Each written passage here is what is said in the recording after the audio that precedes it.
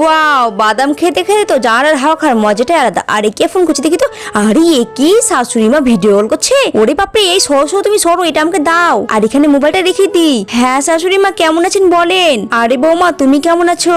আমি তো ভালোই আছি মা। আরে বৌমা তুমি কি করছো? এই তো মা থালা বাসনগুলো ধুচ্ছি। ও আচ্ছা আচ্ছা ভালো, আমি আজকে তোমাদের বাড়িতে আসছি। ও আচ্ছা ঠিক আছে মা, আসেন। ওরে বাপরে বাপরে, এবার আমি কি করবো? শাশুড়ি মা তো আজকেই বাড়ি আসছে, আর বাড়ি ঘর তো আমার অনেক নোংরা হয়ে আছে। যদি শাশুড়ি মা এসে দেখে বাড়ি ঘরের অবস্থা আমি এরকম করে রেখেছি, তাহলে তো আমাকে বাড়ি থেকে বের করে দিবে। আর আমি তো বাড়ি ঘরে এসব কাজ আমি করতে চাই না। এসব কাজ আমার হাজবেন্ডকে দিয়েই করাই। দেখি তো শাশুড়ি মা কত দূরে আসছে।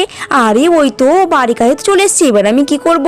যাই তাদের ঘরটা মুছে নেই। এখন যদি এসব বাড়ি কাজ আমি আমার হাজবেন্ডকে দিয়ে করাই, আর শাশুড়ি মা যদি এসে দেখে কি ওনার ছেলে এসব কাজ করছে, তাহলে যে আমার কি হাল করবে আল্লাহ জানে। কারণ ওনার ছেলে আমাকে পছন্দ করে বিয়ে করেছিল, আর এই বিয়েতে তো শাশুড়ি মায়ের একদম মত ছিল না। কিন্তু আমি শাশুড়ি মায়ের সামনে তো ভালোভাবে থাকি, এই জন্য আমার শাশুড়ি মা আমাকে মেনে নিয়েছে।